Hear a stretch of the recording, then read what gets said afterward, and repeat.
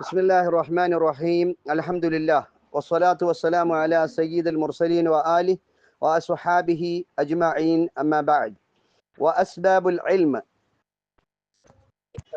وهو صفة يتجلى بها المذكور لمن قامت هي به، أي يتضح ويظهر ما يذكر ويمكن أن يعبر عنه موجودا كان أو معدوما، فيشمل إدراك الحواس وإدراك العقل من التصورات والتصديقات اليقينية وغير اليقينية، بخلاف قولهم صفة توجب تمييزا لا يحتمل النقيض، فإنه وإن كان شاملا لإدراك الحواس بناء على عدم التقييد بالمعاني، وللتصورات بناء على أنه لا نقائض لها على ما زعموا، لكنه لا يشمل غير اليقينيات من التصديقات هذا. ولكن ينبغي أن يحمل التجلي على الانكشاف التام الذي لا يشمل الظن، لأن العلم عندهم مقابل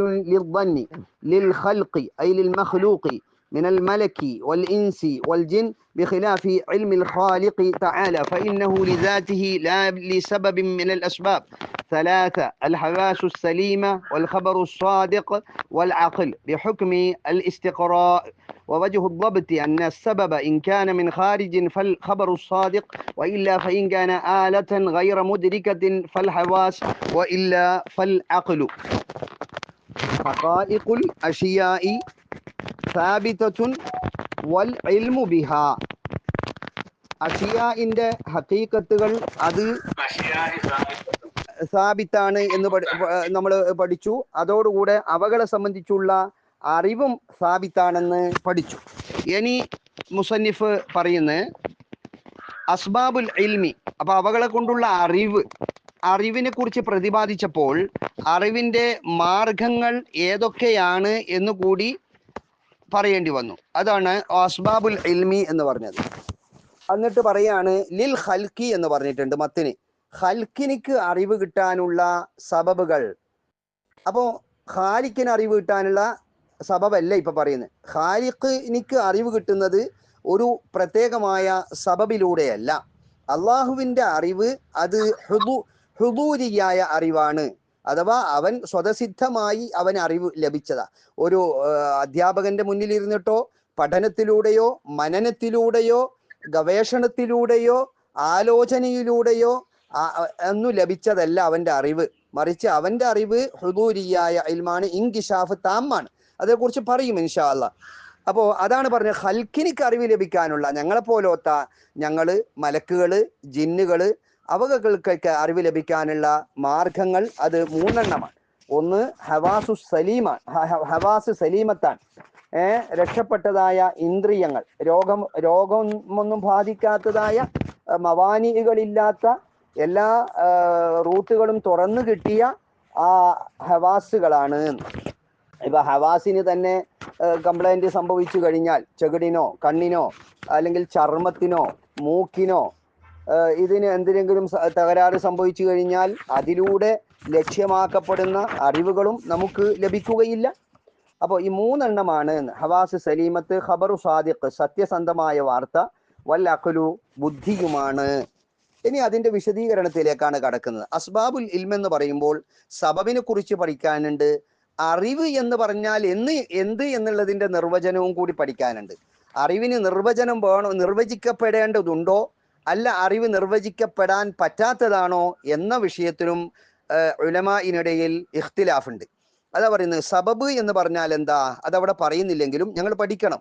ഏതൊരു വസ്തുവിന് സബബ് എന്ന് പറഞ്ഞാൽ അതിൻ്റെ ഭാഷാർത്ഥം മാ യുതവസ്സലു ബിഹി ഇല ഷൈ, ഒരു ഷൈയിലേക്ക് എത്തിപ്പെടാൻ ആവശ്യമായത് എന്നാണ്. ഇസ്തിലാഹില് മാ യകൂനു ത്വരീഖൻ ഇലൽ ഹുക്മി മിൻ ഗൈരി തഅ്സീർ, ഒരു വിധിയിലേക്ക് ഹുക്കുമിലേക്ക് എത്തിച്ചേരാൻ ആവശ്യമായ മാർഗം. അവിടെ ആ വസ്തുവിന് എന്നാൽ മിൻ ഗൈരി തഅ്സീരിൻ, യാതൊരു തഅ്സീറൊന്നുമില്ല. സബബ് അങ്ങനെയാണ്, തഅ്സീർ ഇല്ല എന്ന് പറഞ്ഞാൽ മുഅസ്സിർ ആരാണ്? ഏതൊരു വസ്തുവിൻ്റെയും ഫലത്തിന്റെ ഖാലിക്കും നതീജയുടെ ഖാലിക്കും അള്ളാഹു തന്നെയാണ്. ഉദാഹരണത്തിന് കത്തി മുറിക്കാനുള്ളതാണ്, സബബാണ്. ആ കത്തി എന്ന് പറയുന്ന ആലത്തിനെ ഇസ്തിഅമാലി ചെയ്താൽ തന്നെ അവിടെ മുറിയണമെങ്കിൽ അള്ളാഹു അവിടെ മുറിയുക എന്നുള്ള ആ അസറിനെ ഹൽക്ക് ചെയ്യണം. അപ്പൊ തഹ്സീറും മുഅസ്സിറും ആരുടെ ഭാഗത്തു നിന്നുണ്ടാകുന്നത്? ആ തഹ്സീർ അത് അള്ളാഹുവിന്റെ ഭാഗത്തു നിന്ന്. വെടിവെച്ചു കൊല്ലാൻ വേണ്ടി ഒരാൾ മരിക്കണമെങ്കിൽ, കൊണ്ട ആൾ മരിക്കണമെങ്കിൽ അത് അള്ളാഹു അവിടെ പിന്നെ മരണത്തെ പടക്കുക തന്നെ ചെയ്യണം. തീ കത്തിക്കാനുള്ളതാണ്. എന്നാൽ ആ തീ ഒരു സ്ഥലത്തുണ്ടായാൽ അത് കരിക്കണമെങ്കിൽ അത് തഹ്സീർ അള്ളാഹുവിന്റെ. അവിടെയാണല്ലോ ഖുൽനാ യാ നാറു കൂനി ബർദൻ വ സലാമൻ അലാ ഇബ്രാഹിം, തീ തന്നെ ഇബ്രാഹിമിന് രക്ഷയായി തണുപ്പായി മാറുകയാണ് ചെയ്തത് എന്നാണല്ലോ. അതുപോലെ തന്നെ അള്ളാഹു പിന്നെ മഹാനായ നബി സല്ലല്ലാഹു അലൈഹി വസല്ലമ തങ്ങള് ആ ബദ്ർ യുദ്ധത്തിന്റെ വേളയിൽ അല്ലെങ്കിൽ തങ്ങളെ കൊല്ലാൻ വേണ്ടി വന്നപ്പോൾ അവിടെ ഒരു പിടി മണ്ണെടുത്തിട്ട് ഷാഹത്തിൽ വുജൂഹ് എന്ന് പറഞ്ഞിട്ട് ശത്രുക്കളുടെ കണ്ണുകളിലേക്ക് എറിഞ്ഞു. ശരിക്ക് സബബ് നോക്കുകയാണെങ്കിൽ, അവിടെ സാധാരണഗതിയിൽ നോക്കുകയാണെങ്കിൽ ആ ഒരു പിടി മണ്ണ് ഒരു സ്ഥലത്ത് ഒരു ഭാഗത്തേക്ക് എറിഞ്ഞപ്പോൾ അത് ചുറ്റുഭാഗത്തും സംഘടിച്ചിരിക്കുന്ന തന്നെ കൊല്ലാൻ വേണ്ടി കാത്തിരിക്കുന്ന ആളുകളുടെ കണ്ണിലേക്ക് എങ്ങനെയാ എത്തിയത്? അത് അള്ളാഹുവാണ് അള്ളാഹുവാണ് ചെയ്യിപ്പിച്ചത്. അതുകൊണ്ടാണ് പറഞ്ഞത് എന്താ, വമാ റമയിത ഇദ് റമയിത വലകിന്നല്ലാഹ റമ, തങ്ങൾ എറിഞ്ഞ സമയത്ത് തങ്ങൾ എറിഞ്ഞിട്ടില്ല, എങ്കിലും അള്ളാഹുവാണ് എറിഞ്ഞത് എന്ന് പറഞ്ഞാൽ എല്ലാ തഹ്സീറും അത് അള്ളാഹുവിന്റെ ഭാഗത്ത് നിന്നുള്ളതാണ് എന്നൊക്കെയാണ് അറിയിക്കുന്നത്. അപ്പോൾ ചുരുക്കി പറഞ്ഞു കഴിഞ്ഞാൽ സബബ് എന്ന് പറഞ്ഞാൽ ചെറിയൊരു വിശദീകരണം തന്നു എന്ന് പോവാ. അറിവ് എന്നാൽ എന്താണ്? അപ്പൊ സബബിനെ കുറിച്ചാണ് പറഞ്ഞത്. ഇനി അറിവ് എന്ന് പറഞ്ഞാൽ എന്താ? അൽ ഇൽമിന്റെ കാരണങ്ങൾ. വഹുവ, ആ ഇൽമ് എന്ന് പറഞ്ഞാൽ എന്താ? അത് പിന്നെ അലിഫ്ലാമി ജീൻസിന്റെ അലിഫ്ലാമാക്കിയാൽ മതി. അറിവ് എന്ന് പറഞ്ഞാൽ എന്താണ്? അത് സിഫത്തുൻ യതജല്ലാ ബിഹ അൽ മദ്കൂറു ലിമൻ ഖാമത്ത് ഹിയ ബിഹി, ഒരു ഗുണമാണ്. ആ ഗുണത്തിലൂടെ ബോധ്യപ്പെടും, മനസ്സിലായി വരും, തെളിഞ്ഞു വരും. മദ്കൂർ ലിമൻ, ആർക്ക്? ഒരാൾക്ക്. എങ്ങനത്തെ ഒരാളാ? ഖാമത്ത് ഹിയ, ആ സിഫത്ത് നിലനിന്നിട്ടുണ്ട്, ബിഹി, ആ ഒരാളിൽ. അപ്പൊ മന്നിന്റെ ലമീർ മടങ്ങുന്നത്, ബിഹിന്റെ ലമീർ മടങ്ങുന്നത് മന്നിലേക്കാണ്. ഖാമത്ത് ഹിയ എന്ന ലമീറിന്റെ മർജി ഇലൈഹി സിഫത്തിലേക്കാണ്. അപ്പൊ ആരിലാണോ ഈ ഗുണം നിലനിൽക്കുന്നത് അയാൾക്ക് കാര്യം ബോധ്യപ്പെടും. അങ്ങനത്തെ ഒരു സിഫത്തിനാണ് ഇൽമ് എന്ന് പറയുന്നത്. എന്താണ് പറഞ്ഞതിന്റെ അർത്ഥം? ആ യതജല്ലാ ബിഹാന്ന് ഒന്നും കൂടി വ്യാഖ്യാനിക്കുകയാണ് മുസന്നിഫ്, ഒന്നും കൂടി നമുക്ക് തഫ്സീർ ചെയ്ത് തരികയാണ്. യത്തളിഹു വയൽഹറു മാ യുദ്കറു വയുംകിനു അൻ യുഅബ്ബറ അൻ, അതാ ബോധ്യപ്പെടും, തെളിഞ്ഞു വരും. വയൽഹറു, വ്യക്തമാകും. മാ, ഒരു കാര്യം, യുദ്കറു, പറയപ്പെടുന്ന ഒരു കാര്യം. അപ്പൊ ആ ദിക്ർ എന്ന് പറഞ്ഞാൽ ലിസാനിയായ ദിക്റാണ്. അപ്പൊ ഞങ്ങൾ ലിസാന് കൊണ്ട് പറയപ്പെടുന്നതായ ഒരു കാര്യം ബോധ്യപ്പെട്ടു വരും. വയുംകിനു, പിന്നെ എങ്ങനത്തെ കാര്യമാണ്? വയുംകിനു അൻ യുഅബ്ബറ അൻഹു, ആ മായ തൊട്ട്, ആ മദ്കൂറായ കാര്യത്തിന് തൊട്ട് ഇബാറത്തിടപ്പെടാനും സാധിക്കും. അപ്പൊ നമ്മൾ ഒരു ആവിഷ്കാരത്തിലേക്ക്, ഒരു പദക്കസർത്തിലേക്ക് കൊണ്ടുവരാനും വേണ്ടി കഴിയൂന്നാ പറയുന്നത്. നമ്മൾ മനസ്സിൽ മാത്രം ഒതുങ്ങി നിൽക്കുന്നതല്ല, അത് ഞങ്ങളെ പറച്ചിലിലൂടെ പ്രകാശിപ്പിക്കാനും കഴിയുന്നതാണ് എന്ന്. അപ്പോ ചില ആളുകൾ പറയും, അപ്പൊ ഇതാണ് ഇൽമിന്റെ പിന്നെ തഫ്സീർ എന്ന്. എന്നാൽ ഇൽമ് അത് കസ്ബിയാണോ അല്ല ബദീഹിയാണോ എന്നതിൽ ഖിലാഫുണ്ട്. അപ്പൊ ഈ പിന്നെ കസ്ബി ആണ് എന്ന അഭിപ്രായക്കാരുടെ വീക്ഷണം അനുസരിച്ചാണ് ഇങ്ങനെ ഒരു നിർവചനം നമുക്ക് തന്നത്. ഇനി പിന്നെ മറ്റുള്ളവർ പറയുന്നുണ്ട്, ചില ആളുകൾ പറയുന്നത് ബദീഹിയാണ്, അപ്പോൾ ഒരു തഫ്സീറിന്റെ ആവശ്യം വരുന്നില്ല എന്ന്. ഇനി അതല്ല, അറിവിന്റെ യാഥാർത്ഥ്യത്തെ തുറന്നു കാണിക്കുന്ന ഒരു ഇബാറത്ത് കൊണ്ടുവരാൻ സാധ്യമല്ല, പ്രയാസമാണ് എന്ന് പറയുന്ന ആളുകളുമുണ്ട്. അപ്പൊ രണ്ട് നിലക്കുള്ള ഒരു പിന്നെ അപ്പൊ അങ്ങനെ പറ്റും എന്നുള്ള നിലക്കാണ് ഈ രണ്ട് തഫ്സീറുകളും ഇവിടെ പറഞ്ഞത്. ഇനി ചില ആളുകൾ അത് ബദീഹിയാണ് എന്ന് പറഞ്ഞതിന്റെ അർത്ഥം അതിനൊരു നിർവചനത്തിന്റെ ആവശ്യമില്ല എന്നല്ല, മറിച്ച് ആഴമേറിയ വളരെ സൂക്ഷ്മമായ നിരീക്ഷണങ്ങളിലേക്ക് ആവശ്യമാകുന്നില്ല അറിവ് എന്തെന്ന് മനസ്സിലാക്കാൻ എന്ന് മാത്രമേ അത് ബദീഹിയാണ് എന്ന് പറഞ്ഞതിന് അർത്ഥമാക്കേണ്ടതുള്ളൂ എന്ന് പറയുന്നവരുമുണ്ട്. അപ്പൊ മൗജൂദൻ കാന ഔ മഅദൂമൻ, ആ ഷൈഅ് മൗജൂദാവട്ടെ പിന്നെ മഅദൂമാവട്ടെ. അപ്പൊ ഒരു വസ്തുവിനെ കുറിച്ചുള്ള അറിവുണ്ടാകാൻ വേണ്ടിയിട്ട് ആ വസ്തു മൗജൂദ് തന്നെ ആയിക്കൊള്ളണം എന്നില്ല എന്നാ പറയുന്നത്. അപ്പൊ ഖാരിജിൽ അതിന് വുജൂദ് വേണമെന്നില്ല. അപ്പോ അഖ്ല് കൊണ്ട് ഇദറാക്ക് ചെയ്യപ്പെടുന്ന വസ്തു, അതിനാണെങ്കിൽ ഖാരിജിൽ എന്തില്ല? വുജൂദില്ല എങ്കിൽ അങ്ങനത്തെ ആയാലും മതി എന്ന് പറയുന്നു. അപ്പോൾ ഫയഷ്മലു, അതിൽ നിന്ന് തഫ്രീ ആണ്. അത് ഉൾക്കൊള്ളിക്കുന്നതാണ് ആ വസ്തു. പിന്നെ ഷൈഇ ഇദ്റാക്കൽ ഹവാസി, ഇന്ദ്രിയങ്ങളുടെ അറിവിനെ. ഇദ്റാക്ക് എന്ന് പറഞ്ഞാൽ അറിവ് എന്നുള്ള മയന വെക്കാം. പിന്നെ ഇദ്റാക്ക് എന്ന് പറഞ്ഞാൽ എല്ലാവിധ ജുസിയാത്തിനെയും, ഇദ്റാക്ക് എന്ന് പറഞ്ഞാൽ എന്താണ്? ലാ തുദിരിക്കുഹുൽ അബ്സാറു വലാ യുദിരിക്കുൽ, എന്താണ്? ലാ തുദിരിക്കുഹുൽ അബ്സാറു വലാകിൻ യുദിരിക്കുൽ അബ്സാറ, അല്ലേ? പിന്നെ അള്ളാഹുവിനെ കണ്ണുകൾ കണ്ടെത്തുകയില്ല, മറിച്ച് അള്ളാഹു ആണെങ്കിൽ കണ്ണുകളെ കാണുന്നവനാണ് എന്ന് പറയുമ്പോൾ, എന്നാൽ പിന്നെ വുജൂഹുൻ യൗമഇദിൻ നാദിറത്തുൻ ഇലാ റബ്ബിഹാ നാദിറ, അന്ന് അന്ത്യനാളിൽ അള്ളാഹുവിലേക്ക് നോക്കിയിട്ട് ചില മുഖങ്ങൾ സന്തോഷത്താൽ പുളകിതമാകുന്നതാണ് എന്ന് പറഞ്ഞിട്ടുണ്ട്. അപ്പൊ അള്ളാഹുവിനെ കാണൂല എന്ന് പറഞ്ഞതോ, അപ്പൊ അത് കേവലം ഒരു കാണലല്ല. അവിടെ ഇദ്റാക്കിന്റെ മാന എന്താണ്? അതിൻ്റെ എല്ലാ നാനാവശങ്ങളെയും ഇഹാത്ത ചെയ്തുകൊണ്ട് മനസ്സിലാക്കുക എന്നാണ്. അപ്പൊ അള്ളാഹുവിനെ ഇനി ഒരു കേവല നിരീക്ഷണം നടത്താൻ ആഖിറത്തിൽ വെച്ച് അത് ഇംകാൻ ഉണ്ട് എങ്കിലും സാധ്യത. അപ്പൊ ഒരു ചെറിയൊരു കാണുമെങ്കിലും അള്ളാഹുവിന്റെ നാനാവശങ്ങളെയും എന്ന് പറഞ്ഞാൽ അള്ളാഹുവിന്റെ ഹഖീഖത്തിനെ, അതിനെ കുറിച്ചിട്ട് മാരിഫത്ത് ഉണ്ടാവൂല എന്നാണ് ലാ തുദ്രിക്കുഹുൽ അബ്സാറു എന്ന് പറഞ്ഞതിന്റെ മാന. എന്ന് നാളെ ആഖിറത്തിൽ മോമിനീങ്ങൾക്ക് അള്ളാഹുവിനെ കാണാൻ പറ്റുമെന്നുള്ള ആ രണ്ട് ദലീലുകളും ജമ്മ് ചെയ്യുമ്പോൾ ആ വിധത്തിൽ പിന്നെ വ്യാഖ്യാനം കൊടുത്തതായി കാണാം. അതാ ഫയശ്മലു ഇദ്റാക്കൽ ഹവാസ് വ ഇദ്റാക്കൽ അഖ്ലി, ബുദ്ധിയുടെ അറിവിനെയും ഉൾക്കൊള്ളിക്കുന്നതാണ്. ബുദ്ധിയുടെ അറിവിനെയും അത് ഉൾക്കൊള്ളിക്കും. എന്താണ് അഖിലിന്റെ ഇദ്റാക്ക്? മിന തസവുറാത്തിനാൽ വ തസ്ദീഖാത്തിനാലും. ഇപ്പൊ തസവുറിന്റെ ലഫ്ളർത്ഥം ധാരണ എന്നും തസ്ദീഖിന്റെ ലഫ്ളർത്ഥം വാസ്തവമാക്കലും എന്നാണെങ്കിലും പക്ഷേ തസവൂറിന്റെയും തസ്ദീഖിന്റെയും സാങ്കേതികമായ അർത്ഥം എന്താ? ഹുക്കും ഇല്ലാത്ത ഒരു കാര്യത്തെ മനസ്സിലാക്കലാണെങ്കിൽ തസവൂറാത്ത് എന്നും, ഹുക്കുമോട് കൂടെയാണെങ്കിൽ തസ്ദീഖാത്ത് എന്നുമാണ്. അപ്പോൾ അള്ളാഹു മൗജൂദിൻ എന്നുള്ളത് ഒരു ഹുക്കുമാണ്, അള്ളാഹു ഉള്ളവനാണ്, അപ്പോൾ തസ്ദീഖായി. അതേ സ്ഥാനത്ത് പേന, പുസ്തകം, സൂര്യൻ, ചൂട്, ജിന്ന്, അത് അത്തരം ഓരോ മുഫ്രദാത്തുകൾ, ഹുക്കുമില്ലാത്ത വസ്തുക്കള്, അത് തസവൂർ മനസ്സിലാക്കുകയാണെങ്കിൽ അതിന് തസവൂറാത്ത് എന്ന് പറയും. അതാണ് ഇവിടെ ഉദ്ദേശിക്കുന്നത്. അപ്പൊ അഖ്ല് ഇദ്റാക്ക് ചെയ്യുന്ന തസവൂറാത്ത് തസ്ദീഖാത്തുകള് അതിനെയും ഉൾക്കൊള്ളിക്കും. അത് തന്നെ അൽ യഖീനിയത്തി ഗൈറുൽ യഖീനിയ, ഉറപ്പുകളും പിന്നെ ഉറപ്പ് അല്ലാത്തവയെയും ഉൾക്കൊള്ളിക്കുന്നതാണ്. ബിഖിലാഫി ഖൗലിഹിം, അവരുടെ ഖൗലിന് എതിരുകൊണ്ട്. എന്താ? സിഫത്തുൻ തൂജിബു തമ്മീസൻ ലാ യഹ്തമിലു അൻ നഖീല എന്ന് അറിവിനെ വ്യാഖ്യാനിച്ചിക്കുമ്പോൾ അതിനെതിരുകൊണ്ട്. എന്താണ് ഈ വ്യാഖ്യാനത്തിന്റെ അർത്ഥം? സിഫത്തുൻ ഒരു ഗുണമാണ്, തൂജിബു ഉണ്ടാക്കി തരുന്ന, തമ്മീസൻ ഒരു വിവേചന ശക്തിയെ, തിരിച്ചറിയാനുള്ള ഒരു കഴിവിനെ. എങ്ങനത്തെ ലാ യഹ്തമിലു, ആ തമ്മീസിന് സാധ്യതയില്ല, അൻ നഖീല എതിർവശത്തിന് സാധ്യതയില്ല.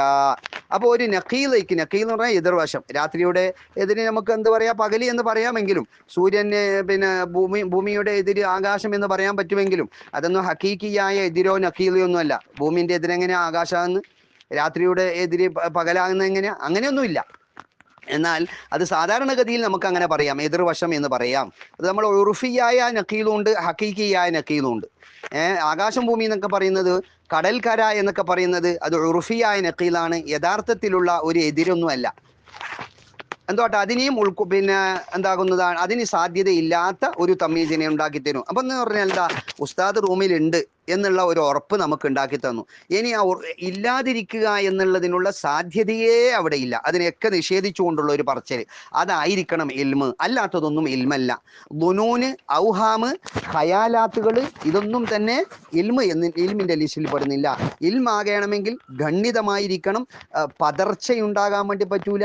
അതിൻ്റെ എതിർവശത്തിന് യാതൊരുവിധ സാധ്യതയോ എഹ്തിമാലോ ചാൻസോ ഉണ്ടാവുകയില്ല. അതാ ഫഇന്നഹു, ഈ താരീഫ് വഇൻകാന ശാമിലൻ ഉൾക്കൊള്ളിക്കുന്നുണ്ടെങ്കിലും ലി ഇദ്റാക്കിൽ ഹവാസി, ഇന്ദ്രിയങ്ങൾ മുഖേനയുണ്ടാകുന്ന അറിവിനെ ഉൾക്കൊള്ളിക്കുമെങ്കിലും അതെങ്ങനെയാണ്? ബിനാഅൻ അലാ അദ്മി തഖ്യീദ് ബിൽ മആനി, കൈത് കൊടുക്കാതിരിക്കുന്നതിന്റെ മേൽ എടുത്തുകൊണ്ട് ബിൽ മാനി ആശയങ്ങൾ എന്ന് കൈത് കൊടുത്തിട്ടുള്ള അറിവാകുമ്പോൾ അവിടെ ഇന്ദ്രിയങ്ങളിലൂടെ ലഭ്യമാകുന്ന കാര്യങ്ങൾ ഉൾക്കൊള്ളുന്നില്ല. കാരണം ഇന്ദ്രിയങ്ങളിലൂടെ ആശയങ്ങൾ മാത്രമല്ലല്ലോ. കാരണം കണ്ണുകൊണ്ട് നമ്മൾ എത്തിക്കുന്ന എന്തിനാ? വസ്തുവിനെയാണ്, ഒരു ആശയത്തെയല്ല. ചെകിട് കൊണ്ട് കേൾക്കുന്നത് വസ്തുക്കളിനെയാണ്. അവിടെ ഒരു അപ്പൊ ഇപ്പൊ പറഞ്ഞു വരുന്നത് ഹവാസിന്റെ ഇതറാക്കിനെ ഉൾക്കൊള്ളിക്കുമെങ്കിലും ബിനാ അല അദ്മി തഖീദ് ബിൽ മാനി, മാനി എന്ന് കൈത് കൊടുക്കാതിരിക്കുന്നതിന്റെ മേൽ എടുത്തുകൊണ്ട് മാനി എന്ന് കൈത് കൊടുക്കുമ്പോൾ ഹവാസിനെ കൊണ്ടുള്ള അറിവിനെ ഉൾക്കൊള്ളിക്കുന്നില്ല. ചില ആളുകള് ഈ പറഞ്ഞ രണ്ടാമത്തെ താരീഫില്ലേ, ഇപ്പൊ പറഞ്ഞ സിഫത്തും തൂജിബു തമ്മീസൻ തമ്മിൽ നക്കീല എന്നുള്ളത്, അതിനെ ചില ആളുകള് മാനകളെ കൊണ്ട് കൈതാക്കിയിട്ടുണ്ട്. അപ്പൊ എന്താണ്? അപ്പൊ അവരെന്താ പറയാ? അൽ ഇൽമു സിഫത്തുൻ തൂജിബു തമ്മീസൻ ബൈനൽ മആനി ലാ യഹ്തമിലു നക്കീല. അപ്പൊ ആശയങ്ങൾക്കിടയിലുള്ള തമ്മീസിനെ ഉണ്ടാക്കി തരുന്നു. അപ്പോൾ ഈ താരിഫ് എന്തിനെ ഉൾക്കൊള്ളിക്കുന്നില്ല? ആ രീതിയിലാകുമ്പോൾ ഹവാസിന്റെ ഇതറാക്കിനെ ഉൾക്കൊള്ളിക്കുന്നില്ല. കാരണം ഹവാസ് കൊണ്ട് ഇതറാക്ക് ചെയ്യപ്പെടുന്നത് ഒരു രൂപങ്ങൾ മാത്രമാണ്, ആശയങ്ങളല്ല. അപ്പോ കൈത് ഒഴിവാക്കിയിട്ട് ബൈനൽ മആനി എന്നുള്ള കൈത് ഒഴിവാക്കിയിട്ട് പറയലാണ് നല്ലത്. അതുകൊണ്ട് തന്നെയാണ് ബഹുമാനപ്പെട്ട ഷാരിഹ് സഅദുദ്ദീൻ തഫ്താദാനി താരീഫിന്റെ ഇടയിൽ ബൈനൽ മആനി എന്നുള്ള ആ കൈദിനെ ഒഴിവാക്കിയത് എന്നാണ്. അത്രത്തോളം മനസ്സിലായിട്ടുണ്ടാവും. ഒരു തസവുറാത്തിനെയും ഉൾക്കൊള്ളിക്കുന്നുണ്ടെങ്കിലും ശരി, ബിനാ അല അന്നഹ ലാ നഖായിദ ലഹാ, ആ തസവുറാത്തിന് നഖീദകളില്ല, എതിരുകളില്ല എന്നുള്ളതിന്റെ മേൽ എടുത്തുകൊണ്ട് അലാമാ സഅമൂ, അവർ വാദിച്ചതനുസരിച്ച്. അപ്പൊ ആ വാദം ശരിയല്ല. തസവുറാത്തുകൾക്ക് നഖീദകൾ ഇല്ല എന്ന ആ മസായിമ് സുഅമ് എന്നുള്ള പ്രയോഗം തന്നെ എന്താണ്? ആ ആശയത്തെ തള്ളുന്നുണ്ട് മുസന്നിഫ് എന്നുള്ളതിന്റെ മേൽ അറിയിക്കുകയാണ്. എവിടെ സഅമ എന്ന് പറഞ്ഞാലും ഇദ്ദഅ എന്ന് പറഞ്ഞാലും രണ്ടും തമ്മിൽ സാങ്കേതികമായ മാറ്റമുണ്ട്. ദഅവ എന്ന് പറഞ്ഞാൽ അതിന് തെളിവുണ്ടാവും, സുഅമ് സഅമ എന്നൊക്കെ പറഞ്ഞാൽ അതിന് തെളിവുണ്ടാവൂല എന്നാണ്. അതുകൊണ്ട് തന്നെ മലയാളത്തിലും അതിന് പറയാം, ഒന്ന് വാദമാണ്, മറ്റത് ജൽപ്പനമാണ്. അപ്പൊ അലാമാ സഅമു, അവരുടെ ജൽപ്പനം അനുസരിച്ച് എന്ന് പറഞ്ഞാൽ അവരുടെ വാദം തെറ്റാണ് എന്നാണ് മുസന്നിഫ് ഇവിടെ സൂചിപ്പിക്കുന്നത്. അപ്പൊ തസവുറാത്തുകൾക്ക് നക്കീല ഇല്ല എന്ന് പറയുന്നത് ശരിയല്ല. കാരണം എന്താണ്? നക്കീലയെ സാധാരണഗതിയിൽ ഖദിയകളുടെ തറുക്കുകൾക്കാണ് പറയാറുള്ളത്. ഖദിയയാകുമ്പോൾ അത് തസവുർ അല്ല, തസ്ദീഖാണ്, തസവുർ അല്ല.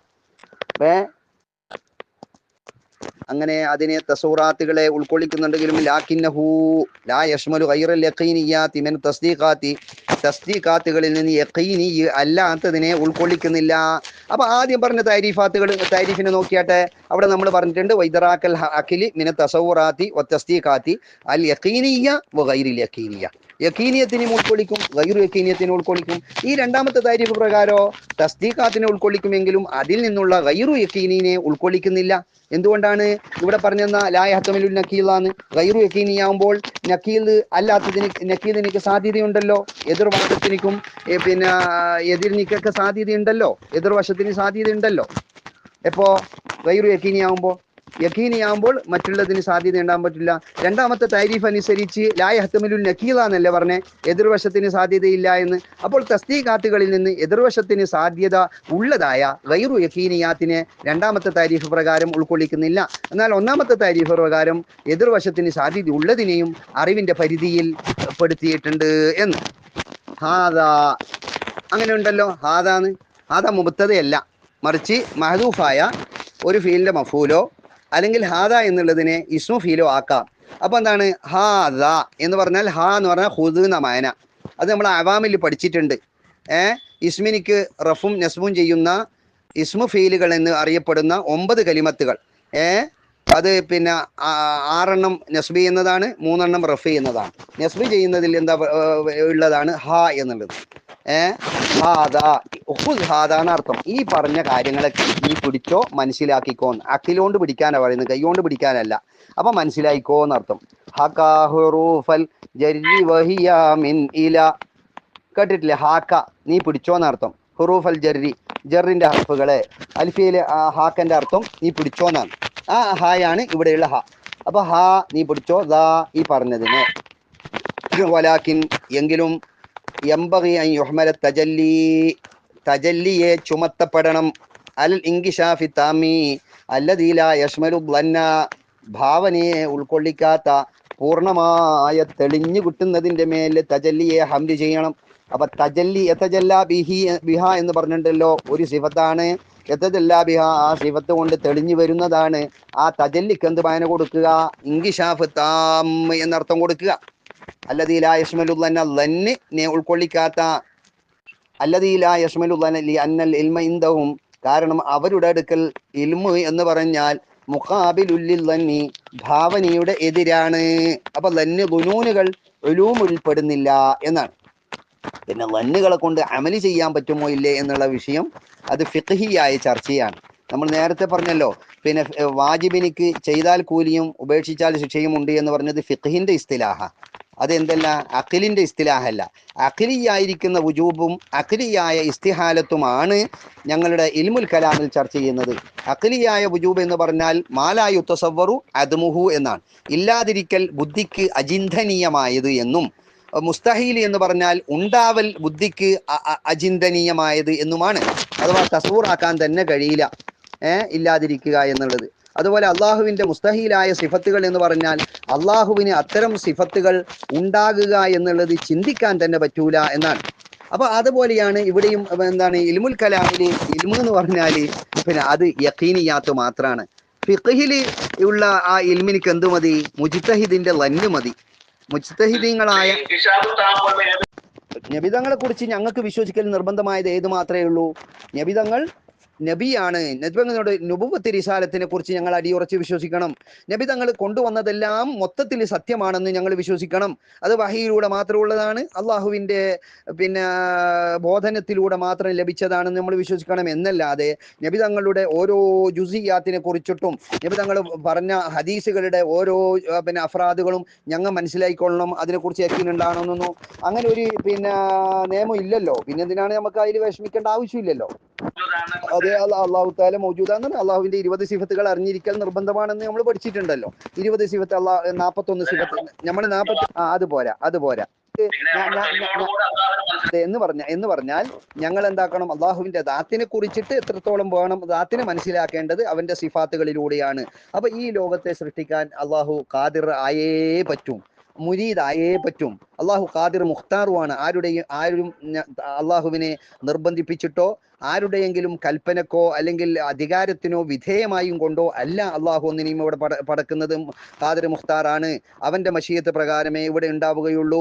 അവനാണ് സൃഷ്ടാവ്, സംഹരിക്കുന്നവൻ. ഇതെല്ലാം അടിയുറച്ച് വിശ്വസിച്ചേ പറ്റുകയുള്ളൂ. 20 സിഫത്തുകൾ നമ്മൾ ഉറക്കണം. അല്ലാതെ നമ്മൾ കാണാപ്പാടം സിഫത്ത് പഠിച്ചതുകൊണ്ടോ ഉമ്മ പറയുന്നത് കേട്ടിട്ട് പഠിച്ചതുകൊണ്ടോ അല്ല. അതൊരു സബബ് മാത്രമാണ്. പിന്നീട് ഞങ്ങൾ എന്താക്കണം? ഇൽമിലേക്ക് എത്തിച്ചേരണം എന്നാ പറയുന്നത്. അതുകൊണ്ടാണ് ഞങ്ങൾ ഇന്നമാ യഖ്ഷല്ലാഹ മിൻ ഇബാദിഹിൽ ഉലമാഉ, അള്ളാഹുവിന്റെ ഇബാദുകളിൽ നിന്ന് അവനെ ഭയക്കാൻ പിന്നെ ധാർമ്മികമായി അവകാശമുള്ളവരും അങ്ങനെ സാധിക്കുന്നവരും അത് ആലിമീങ്ങൾ മാത്രമാണ് എന്ന് പറഞ്ഞത്. അതുകൊണ്ടാണ് അവരൊക്കെ ഒരു സമാധാനത്തിന് വേണ്ടിയിട്ട് അങ്ങനെ അല്ല ഉസ്താദെ. ഇനി ആമീങ്ങൾ എന്ന് പറഞ്ഞാൽ ഞങ്ങളെല്ലാം ഈ വിഷയത്തിൽ ആമീങ്ങൾ തന്നെയാണ്. ഞങ്ങൾ തന്നെയാണ് ഫത്തുൽ മേല് അവാമുന്നാസി എന്നും അതുപോലെ ഇനി നിസ്കാരത്തിൽ. അപ്പോൾ നമ്മൾക്ക് എന്ത് വേണം? മഹാന്മാരായ പണ്ഡിതന്മാരിൽ ഒരു വിഭാഗം ആളുകൾ പറഞ്ഞിട്ടുണ്ട് മുഖല്ലിദിന്റെ ഈമാനും സഹീഹാണ് എന്ന്. അതിന് പ്രത്യേകമായ കിതാബുകൾ തന്നെ ചർവണം ചെയ്യുന്ന കിതാബുകൾ തന്നെയുണ്ട്. ഈ അഭിപ്രായം കൂടി പണ്ഡിതന്മാർക്ക് ഉണ്ട് എന്ന് പറയുമ്പോൾ നമുക്ക് രക്ഷപ്പെടാനുള്ള പഴുതുകളായി. ഉദാഹരണത്തിന് ഞാൻ ഒരു വിഷയം പറഞ്ഞുതരാം. അങ്ങനെയാണെങ്കിൽ ആലിമീങ്ങളെ എന്ന് പരിചയപ്പെടുത്തുന്നത് ഞങ്ങളെ കുറിച്ച് ആലിമീങ്ങൾ എന്ന് കുറെയൊക്കെ മനസ്സിലാക്കിയിട്ടുണ്ടല്ലോ. ഇപ്പൊ ഞാനായാലും നിങ്ങളായി കഴിഞ്ഞാലും പലരും തെറ്റിദ്ധരിച്ച വിഷയമാണ് ഞങ്ങൾ ആലിമീങ്ങളാണെന്ന്. ആലിമീങ്ങൾ ഇപ്പോൾ ഒരു വിഷയത്തിലും പൂർണ്ണമായ ആലിമീങ്ങൾ ഉണ്ടാവൂല. എന്നാലും വേണ്ടുന്ന വിഷയത്തിൽ തന്നെയുള്ള ഇൽമുണ്ടോ ഇല്ലേ, നമ്മുടെ ഇബാദത്ത് സഹിയാകുന്നുണ്ടോ ഇല്ലേ എന്നുള്ള ചർച്ച ചെയ്ത് കഴിഞ്ഞാൽ ഒരു നിസ്കാരത്തിലെ നീയത്തിന്റെ ഷർത്ത് എന്താണ്? ആ അലിഫിന്റെയും പിന്നെ നീയത്തിനെയും അള്ളാഹു അക്ബറിനെയും മുഖാറനത്ത് വേണം. നീയത്തിനോട് അന്യരിച്ചുകൊണ്ട് അള്ളാഹു അക്ബർ പറയണം.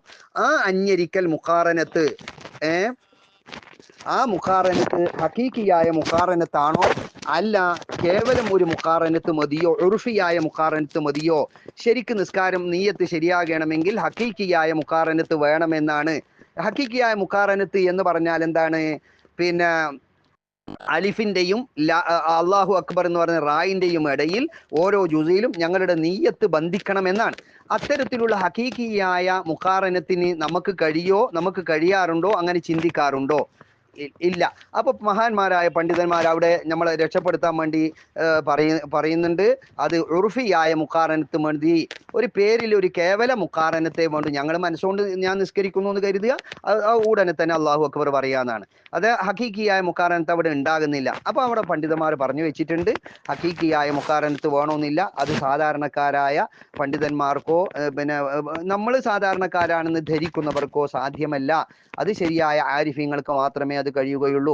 അപ്പൊ ഇത്തരം വിഷയങ്ങളിലെല്ലാം തന്നെ പൊതുസമൂഹത്തെ രക്ഷപ്പെടാൻ വേണ്ടിയിട്ട് പണ്ഡിതന്മാരുടെ പിന്നെ സന്ദർഭോചിതമായ ഇടപെടലുകൾ ഉണ്ടായിട്ടുണ്ട് എന്നും അതിലൂടെ മാത്രമേ, ആ അടിസ്ഥാനത്തിൽ മാത്രമേ പലപ്പോഴും പല ഇബാദത്തുകളിലും അഖീദകളിലും നമുക്ക് സലാമത്താകാനുള്ള പഴുതുകളും ലഭിക്കുന്നുള്ളൂ.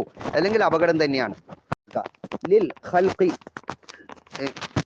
ഖൽഖി ഐ ലിൽ മഖ്ലൂഖി, മഖ്ലൂഖിനിക്ക് അറിവ് ലഭിക്കാനുള്ള മാർഗങ്ങൾ. മഖ്ലൂഖ് ആരാണ്? മിനൽ മലക്കി വൽ ഇൻസി വൽ ജിന്നി, ഈ 3 വിഭാഗം ആളുകൾക്ക് അറിവ് ലഭിക്കാം.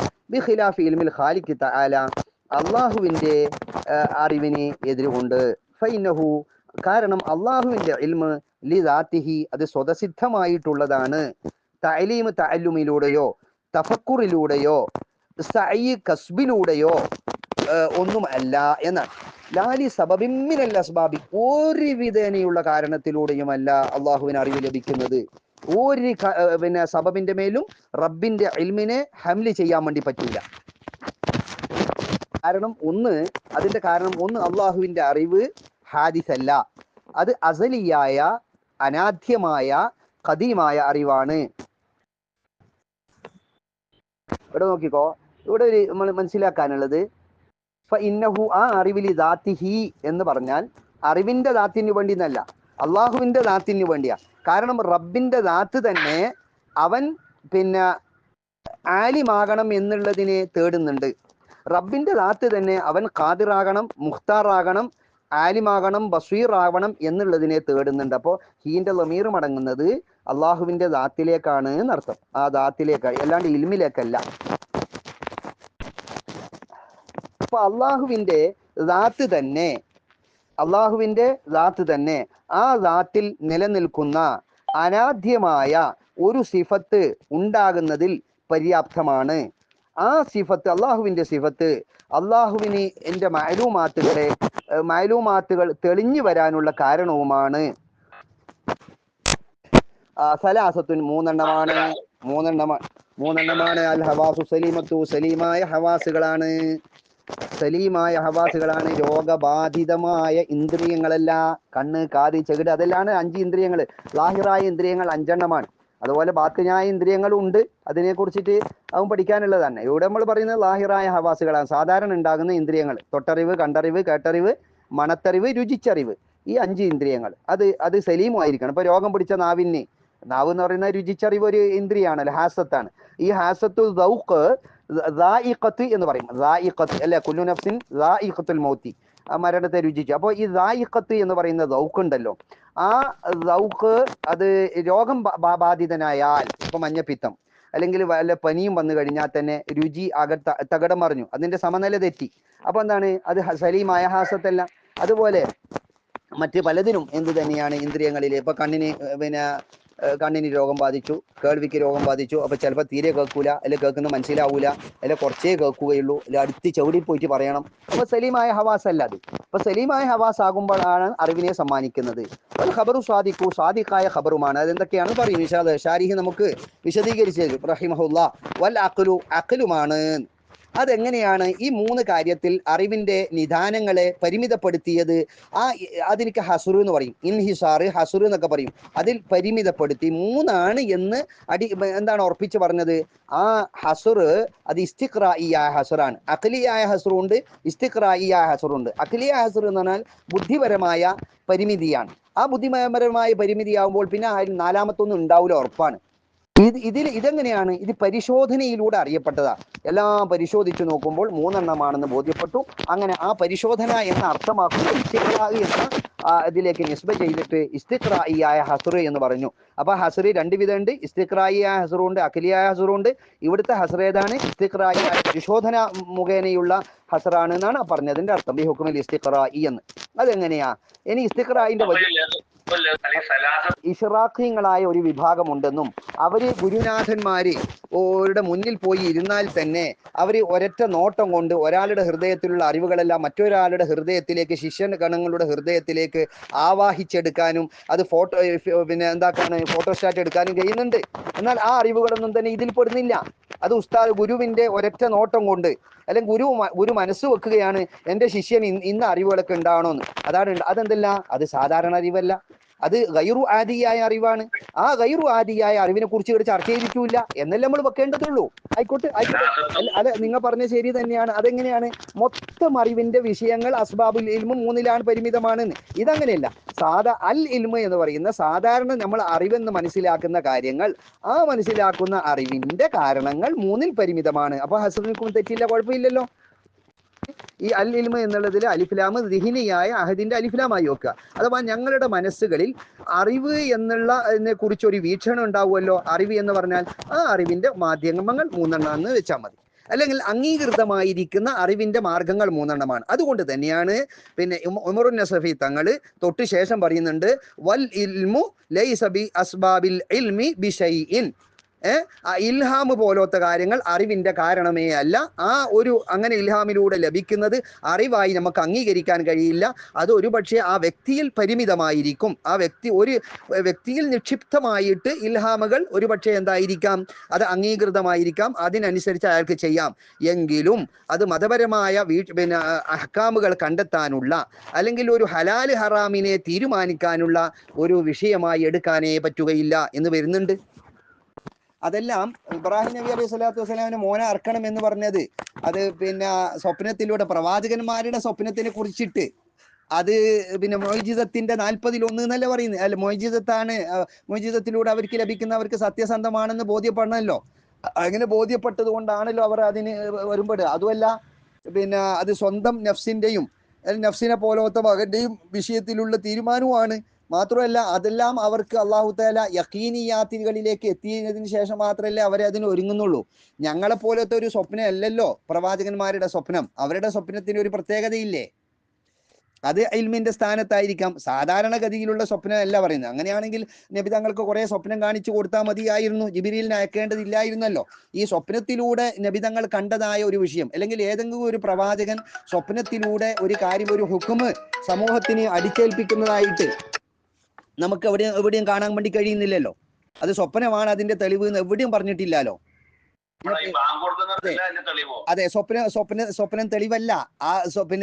ആ ബാങ്ക് എന്ന് പറയുന്ന ഇബാദത്തിന്റെ നിയമവൽക്കരണത്തിന്റെ ഒരു ആമുഖം എന്നുള്ള നിലക്ക് മഹാന്മാരായ സ്വഹാബത്തിന് സ്വപ്നം കാണിച്ചു കൊടുത്തു.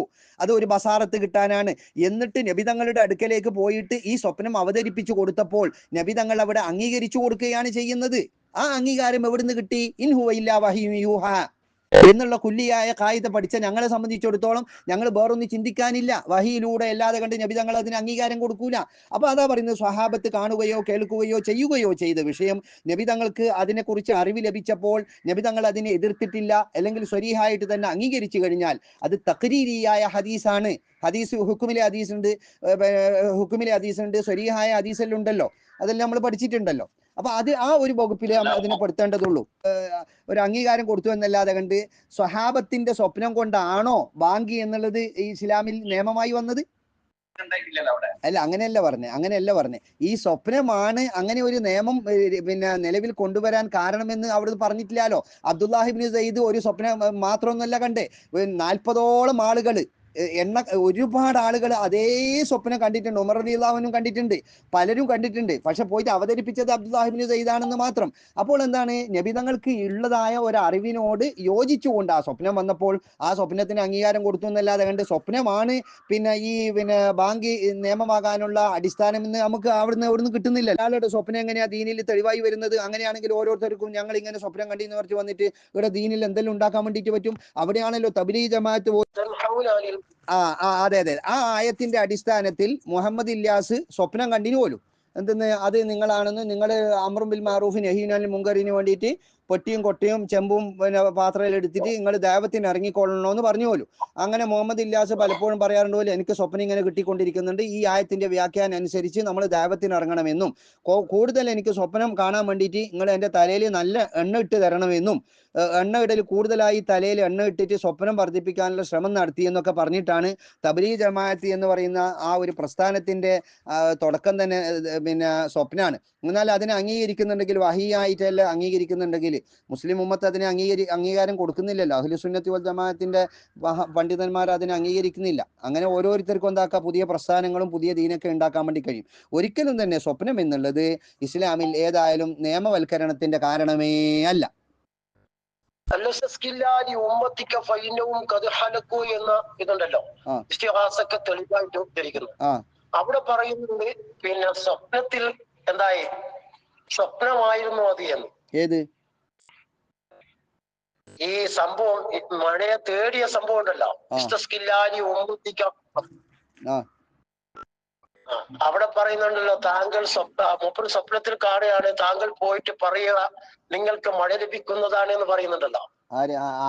ആർക്ക് സ്വപ്നം കണ്ടിരുന്ന പറയുന്നത്? അതെ, മൂപ്പർ സ്വപ്നം കണ്ടിട്ട് എന്താ പറഞ്ഞ, മൂപ്പറോടാ പറയുന്നത് നിങ്ങൾ പിന്നെ ജനങ്ങൾക്ക് വേണ്ടി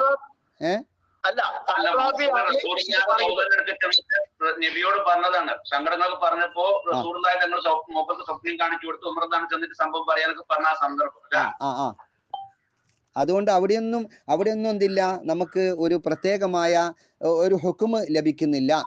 ഒരു ജീവിതത്തിൽ ഉണ്ടാകുന്ന ഒരു അനുഭവങ്ങളിൽ നിന്നല്ലാതെ കണ്ട് ആ അനുഭവത്തിൽ ഒതുങ്ങി ഇനി മഴയെ തേടി അതെന്തോ ഒരു പ്രാർത്ഥിക്കണം എന്നുള്ള ഒരു സ്വപ്നം കാണിച്ചു കൊടുത്തല്ലേ, അത് പ്രാർത്ഥിച്ചു കഴിഞ്ഞാൽ അവിടെ ഒന്നും പ്രശ്നമൊന്നും വരാൻ പോകുന്നില്ല. അതിലൂടെ ഒന്നും എന്തില്ല, ഒരു ഹുക്മ് വരുന്നേയില്ല. മാത്രമല്ല ഒരു ഹുക്കുമിന്റെ കാലഘട്ടം അത് വഹീന്റെ കാലഘട്ടം മാത്രമാണ്. പിന്നീട് എന്തില്ല, തശ്രീ ഇല്ല. തശ്രീന്റെ കാലം നബി തങ്ങളുടെ വഫാത്തോടുകൂടെ വഹീ മുങ്കത്തിയാവലോടുകൂടെ അവിടെ അവസാനിച്ചു. ഇനി നബി തങ്ങളുടെ കാലഘട്ടത്തിൽ ആയാൽ തന്നെയുള്ള സ്വപ്നത്തിനെ കുറിച്ചാണ് നമ്മൾ ഇതുവരെ ചർച്ച ചെയ്തത്.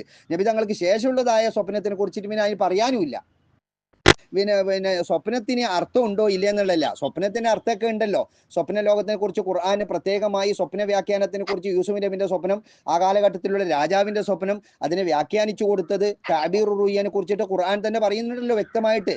അപ്പൊ ആ സ്വപ്നം ഉണ്ട് എന്നും ആ സ്വപ്നത്തിന് വ്യാഖ്യാനങ്ങൾ ഉണ്ട് എന്നും അത് നല്ല സ്വപ്നമാണോ മോശമായ സ്വപ്നമാണോ എന്ന് വേർതിരിക്കാൻ കഴിയോ ഇല്ല എന്നുള്ള വേറെ ചർച്ച. ഇത് കണ്ട സ്വപ്നം പൊയ്ക്കിനാക്കളാണോ അല്ല ശരിയായ ഹക്കീക്കിയായ സ്വപ്നമാണോ, അതും പലപ്പോഴും നമ്മൾ എക്കിശക്കില്ല. ഞങ്ങൾ എന്തെല്ലാം സ്വപ്നം കാണുന്നുണ്ട് ഉസ്താദെ, ഉപ്പ മരിച്ചതായിട്ട് കാണുന്നുണ്ട്, ഞാൻ എന്താക്കുന്നുണ്ട് ഇപ്പൊ എന്റെ മരിച്ചിട്ട് കബറിലെത്തിയ സ്വപ്നം കാണുന്നുണ്ട്. അതിനല്ല എന്ത് ഹക്കീക്കത്താ ഉള്ളത്? അതിന് ആയിക്കോട്ടെ ഉസ്താദെ, സ്വപ്നം കണ്ടത് അവിടെ ഇരിക്കട്ടെ. സ്വപ്ന സംഭവം എന്ന് പറഞ്ഞാൽ അതിന്റെ മുഖദ്ദിമയല്ലേ. പിന്നെ പോയിട്ട് ഈ സ്വപ്നത്തിന്റെ അടിസ്ഥാനത്തിൽ ഈ സ്വഹാബി പോയിട്ട് ഇസ്തിസ്ഖായ് ചെയ്തിട്ടുണ്ടോ ഇല്ലേ? നമ്മൾക്ക് എന്താ തെളിവ്? ഇനി ഒരു സഹാബി അങ്ങനെ ഇസ്തിസ്ഖായ് തേടിയിട്ടുണ്ടെങ്കിൽ തങ്ങളുടെ അളാപ്പയായ അബ്ബാസ് റളിയല്ലാഹുവിനെ മുൻനിർത്തിയിട്ട് ചോദിച്ചിട്ടുണ്ടല്ലോ. അപ്പൊ അതൊക്കെ മതിയല്ലോ നമുക്ക് ആകണമെങ്കിൽ. തെളിവാണ് നമുക്ക് അത് മതിയല്ലോ. അല്ലാണ്ട് അല്ല അങ്ങനെയല്ല. ഇസ്തിസ്ഖായിന്റെ വിധി എന്താണ്? സുന്നത്തുണ്ടാ, പിന്നെ വാജിബുണ്ടാ, ഹറാമുണ്ടാ, അതൊന്നും പറയുന്നില്ല അല്ലേ. അതിനെ കുറിച്ചിട്ട് നമ്മളെന്തേ പറയുന്നുള്ളൂ, നമ്മളെന്തേ പറഞ്ഞു, ഇസ്തിസ്ഖായിന്റെ വിഷയത്തിൽ ജായിസ് എന്നേ പറയുന്നു, ഒരു ഹുക്കുമൊന്നും പറയുന്നില്ല. അങ്ങനെയാണെങ്കിലല്ലേ നമ്മൾ അതിന് ശക്തമായ ഒരു തെളിവിന്റെയും അതിൻ്റെ ആവശ്യം വരുന്നുള്ളൂ. അത് തെറ്റാണെന്ന് ആരെങ്കിലും പറയുന്നുണ്ടെങ്കിൽ അത് നമുക്ക് തെളിവ് സമർത്ഥിക്കണമെന്നേ ഉള്ളൂ. അത് ഇസ്ബാത്ത് ചെയ്യാൻ തെളിവിന്റെ ആവശ്യമൊന്നുമില്ല. ഏതൊരു വസ്തുവിന്റെ ഹുക്കും ഹലാലാണ്. ഒരു സഹായം, മരിച്ച ആളോട് ഒരു സഹായം ചോദിക്കുന്നു, അതിന് തെറ്റെന്ന് പറയാനും അവർക്ക് തെളിവ് വേണോ? അതേ സ്ഥാനത്ത് നമ്മൾ എന്തില്ല, നമ്മളത് ജായിസൊന്നോ അല്ല സുന്നത്തെന്നോ ഒരു ഹുക്കുമെന്നോ അതിനെ കുറിച്ച് പറയുന്നില്ലല്ലോ. മത്ലൂബാണ് എന്ന് പറയുന്നുണ്ടെങ്കിൽ തെളിവിന്റെ ആവശ്യമുള്ളൂ. ഏതൊരു വസ്തുവിന്റെ അടിസ്ഥാനം എന്താണ്? ഹലാലാണ് എന്ന്. അത് ഹലാലാന്ന് വെച്ചാൽ കുല്ലിയായ കായികയിലേക്ക് പോയാൽ മതിയല്ലോ നമ്മൾ. പിന്നെ എന്തിനാ ഇങ്ങനെ ഇസ്ബാത്ത് ചെയ്യാൻ വേണ്ടിയിട്ട് നമ്മൾ ഈ തമ്മിൽ അടിക്കേണ്ട ആവശ്യമുണ്ടാ? നിങ്ങൾ ചെയ്യുന്നില്ലേ ചെയ്യണ്ട, ചെയ്യാത്തോട് ചെയ്യണ്ട. ഇപ്പൊ അത് ചെയ്യണം എന്നതിനാ നമ്മൾ നിർബന്ധിപ്പിക്കുന്ന എന്തിനാ? നിങ്ങൾ പോയിട്ട് നബി തങ്ങളോട് ചോദിച്ചോ, നമ്മൾ എന്തിനാ കൽപ്പന പുറപ്പെടുവിക്കേണ്ട ആവശ്യമുണ്ടാ? സുന്നികൾക്ക് അങ്ങനെ ഒരു വാദം ഇല്ലല്ലോ. അനുവദനീയാണോ? അനുവദനീയാണ്, അത്രയേ പറയണ്ടു. എന്നാൽ തവസുല് സുന്നത്താണെന്നുള്ള എനിക്ക് തെളിവുകളുണ്ട്. അതൊക്കെ ശാഖാപരമായ കാര്യങ്ങൾ ഖിയാമത്ത് വരെ പറഞ്ഞാലും തീർക്കാൻ കഴിയില്ല. ഒരു 10 മണിക്കൂർ ചർച്ച ചെയ്താലും തീരൂല. അപ്പൊ ഓരോ വിഷയങ്ങൾ നമ്മൾ ഇസ്തിഗാസ, തവസുല്, കുതുബിയത്തെല്ലാം കൊണ്ടാന്ന് കഴിഞ്ഞാലുണ്ടല്ല നമുക്ക് അത് തീരൂല. അപ്പൊ എന്താണ് പറഞ്ഞത്? വജുലബത്തി, ഇത് തിട്ടപ്പെടുത്താനുള്ള, ഈ മൂന്നിൽ പരിമിതമാക്കാനുള്ള ന്യായം അന്നസബിൻ ഖാരിജിൻ, അറിവ് ലഭിക്കാനുള്ള കാരണം അത് ബാഹ്യലോകത്തു നിന്നുള്ളതാണെങ്കിൽ ഫൽ ഖബറു സാദിഖു, ഖബർ സാദിഖെന്നും, വയില്ല അങ്ങനെ ബാഹ്യലോകത്തു നിന്നുള്ളതല്ല എങ്കിൽ അവനിൽ നിന്ന് തന്നെ ഉള്ളതാണെങ്കിൽ ഫൈങ്കാന ആലത്തൻ ഗൈറ മുദ്രിക്കത്തിൻ, മുദ്രിക്കത്തല്ലാത്ത ആലത്താണെങ്കിൽ, കാര്യത്തെ മനസ്സിലാക്കുന്ന കഴിവ്, ബുദ്ധിപരമായ കഴിവ്, അതിനെ ആലത്ത് മുദ്രിക്കത്ത് എന്ന് പറയാം. അതല്ലാത്തതാണെങ്കിൽ ഫൽ ഹവാസു, ഇന്ദ്രിയങ്ങളെന്നും, വയില്ല അങ്ങനെ ആലത്ത് മുദ്രിക്കത്ത് ആണ് എങ്കിൽ ഫൽ അഖിലു, അഖില് എന്നുമാണ്, അഖിലുമാണ്. അങ്ങനെയാണ് മൂന്നിൽ പരിമിതമാക്കിയത് എന്നർത്ഥം.